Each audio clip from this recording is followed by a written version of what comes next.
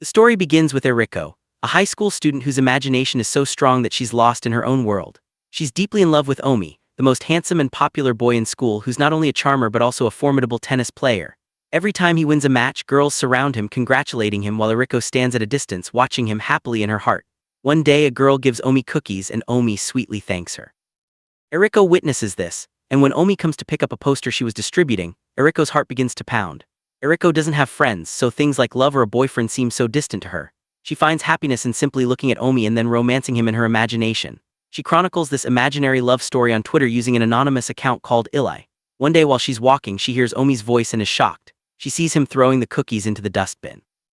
Counselor Shiota standing nearby stops him, but Omi coolly retorts that he can do whatever he wants with whatever is given to him.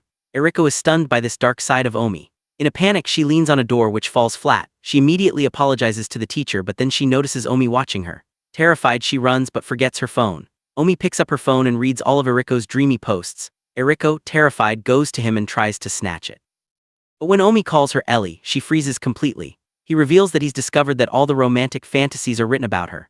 Omi reads her last post and Eriko shyly apologizes, but Omi shockingly says he won't tell anyone provided Eriko keeps his cookie secret. Then Omi slowly leans toward her seductively as if about to kiss her, but Eriko pushes him away. Omi shouts that if she closes her eyes he can give her a sweet memory. Hearing this, Eriko is a little shocked. But still, she deeply desires her dream to come true, so she closes her eyes and says, "Please kiss me, I've imagined this moment more than 200 times. Omi laughs. As he leaves, Omi tells her not to tell anyone about the cookies and Eriko resumes writing her dreamy love stories on her Twitter account. She feels a little sad that everyone has friends but her heart is filled with joy. When a follower, Peralna, comments on her story saying she loves Eriko's writing, a girl named Sarah bumps into her and Eriko is shocked. She sees that she's holding Omi's jacket. She goes straight to teacher Shota's room where Omi meets her and tells her that Shota is in a meeting and yes, he's her uncle. Eriko asks him if she shouldn't take his jacket back from her. But Omi coolly replies, "No, girls often keep my things." But Eriko explains that it's not a trivial thing, it's clothing. When a girl likes a boy, she wants to lose herself in the scent of his clothes, to wear his clothes as if they were a part of her. But Omi still coldly says he doesn't care. Eriko insists that she should say something so that girls don't just take his things. Omi calmly replies that he doesn't want anyone to understand his feelings or want to be attached to anyone. Eriko then realizes that as popular as he appears on the outside, he's just as lonely on the inside. Few hours later, Professor Shiota finds Eriko and asks her to write a book review, as Omi had told him that Eriko is a brilliant writer with amazing imagination and word choice. Hearing this, Eriko's heart melts. She's touched that Omi noticed her qualities. With this hope in mind, she decides to get Omi's lost jacket back. She goes straight to Sira in the sewing room and asks her to return Omi's jacket. Sira refuses and Eriko runs after her saying, "Stealing is wrong. Give me back the jacket." They run to the stairs when Eriko slips on her shoelaces and begins to fall. Just then, Omi makes a dramatic entry and saves Eriko from falling. The two are so close that the atmosphere becomes romantic. Seeing this, Sarah gets irritated and tells her to move away. Then she asks Eriko, "Did Omi touch you inappropriately?" Eriko immediately says no. And Sarah, embarrassed, returns Omi's jacket to him. Apologizing, she explains that she took the jacket without asking because Omi has a perfect body shape, and she wanted to use that shape to design clothes. Sarah explains that she loves a fictional male character in a painting and creates men's fashion because she imagines that character wearing the clothes she creates.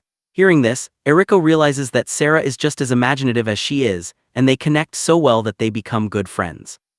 Later, when Eriko is alone, Omi offers her a reward for returning the jacket. He's in the form of the same dreamy Omi that Eriko fantasizes about, but Eriko smiles and says she doesn't need that fake Omi. She wants the real Omi, the one who speaks freely, is a little arrogant and smiles like an innocent child. Omi is surprised to hear that Eriko knows him so well. He gives her the jacket and seeing her happy smiles back as he has feelings for her, so he asks her, "Will you accept my love?" Eriko is so shocked that she can't answer. Omi smiles and leaves. Eriko is overjoyed as another fantasy of hers has come true, wearing Omi's jacket. At school, Eriko meets Sira's best friend Leo. Eriko tells him everything Omi said. Leo believes Omi is honest, however Sarah clearly tells her not to trust a boy who is always surrounded by girls. Hearing this, Eriko is relieved that she didn't take Omi's words too seriously. Outside the school, Eriko sees a crowd of girls waiting for Omi. But suddenly Omi appears and takes her by the hand, leading her to the storage room. There he softly asks, "Will you come home with me?" Eriko replies, "No, I'm replacing someone on the agriculture committee today." Omi then makes plans to spend the next day together, but Eriko clearly states that she has already promised to meet with Sira. Omi leaves a little disappointed. We then see Eriko planting flowers, lost in a sweet fantasy of Omi kissing her. Her dream is shattered when the professor asks her to work with a new boy, Kaname. Kaname asks, "If you're not a member of the agriculture committee, what are you doing here?" Eriko explains that someone asked her to replace him and she agreed because she had time. Kanem taunts her saying, if you have so much time, plant these plants alone, and leaves. A few days later, Eriko goes to Professor Shioda's room to write a book review. There she learns that Omi will compete in the next school tournament. Thinking about this, she again imagines a dreamy moment, Omi playing tennis on the court in full hero mode. Suddenly, Omi appears and asks, were you lost in my fantasy again? Eriko immediately denies it, embarrassed. The day of the tournament arrives. Eriko competes in table tennis and Sarah gives her a powerful thrashing. Eriko wins her first match. Meanwhile, Sarah congratulates her and tells her that the tennis finals are about to begin. Meanwhile, Omi overhears some boys talking badly about him, saying, he doesn't even practice properly yet he's in the finals. Meanwhile, Eriko takes a support banner to give Omi a thrashing and excitedly awaits the match. Just then a girl announces that Omi is injured and won't be playing. Eriko is heartbroken and immediately goes to look for Omi. She finds him sleeping, gently covers him with a blanket and starts to leave. But she bumps into a table, knocking a container over, waking Omi. Eriko asks him what his injury is and he casually says that he faked the injury just to get eliminated from the match. Eriko angrily replies, are you crazy? And leaves. Omi quietly picks up the blanket she left behind and reads the message written on it. Eriko goes to her next match. But she's so distracted by Omi's words that she can't focus on the game and starts losing points. Then in a dramatic entry, Omi arrives, carrying the same blanket and ripping it off Eriko. This energizes Eriko and she makes a strong comeback. She doesn't win the finals but comes in second in the entire tournament and her classmates congratulate her. Later, Eriko apologizes to Omi, saying she was heartbroken when she heard he wouldn't play, having seen him practicing. She motivates him to never give up again.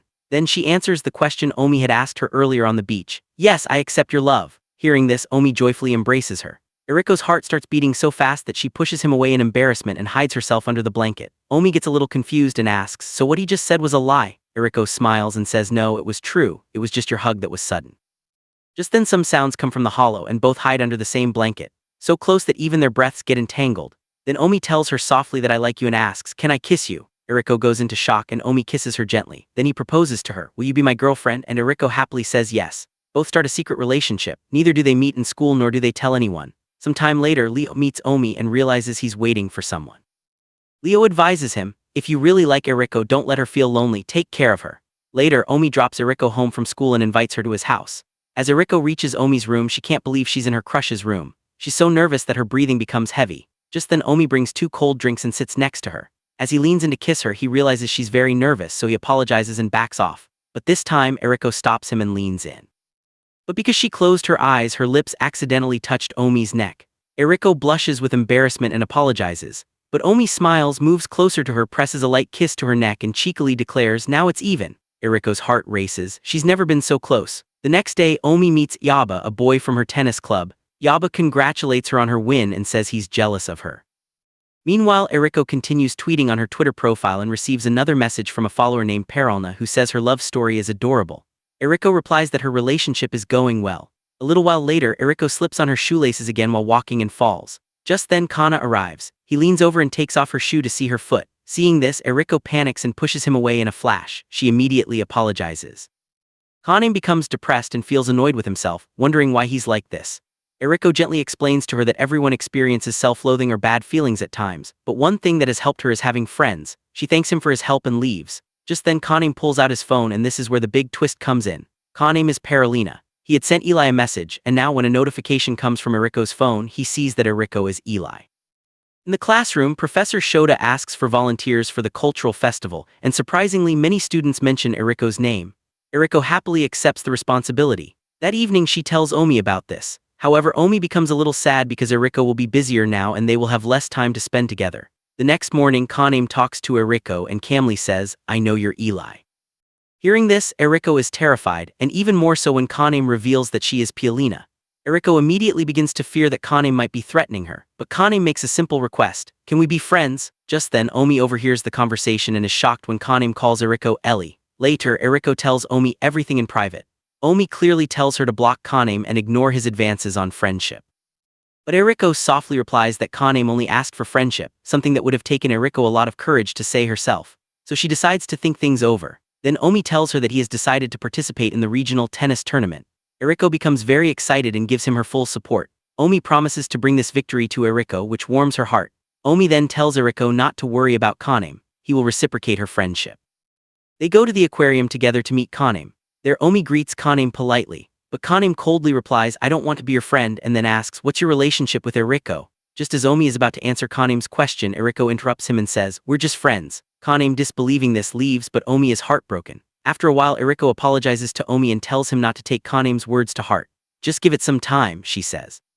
Maybe they'll become friends. But Omi's face is clearly jealous. He asks, why did you stop me when I was about to say we're a couple? Eriko replies, she doesn't want rumors to spread at school. Omi becomes even more upset. He asks why she's so insistent on being friends with Kdrama. There are other people to make friends with. Eriko softly replies, it's not easy for me to make friends, you can't understand. Omi replies in a pained voice, you don't understand my feelings. Then angrily he says, if you're getting along so well with Kdrama, then stay with him. Their argument escalates to the point where their relationship breaks down. Omi leaves and Eriko stands alone and cries. For the next few days, both are very depressed at school. Omi remains silent and so does Eriko. Ghana notices that Eriko has stopped posting her Twitter stories. Then comes the day everyone has been waiting for, the tennis tournament and the cultural festival, both of them simultaneously. Several members of the festival committee become ill. So everyone requests Eriko to take on the role of president. Meanwhile, Omi is preparing for the tournament.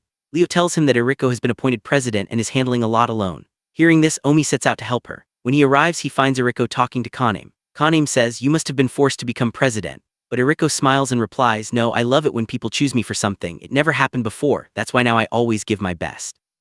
Hearing Eriko's sincerity, Kdrama reveals a shocking truth.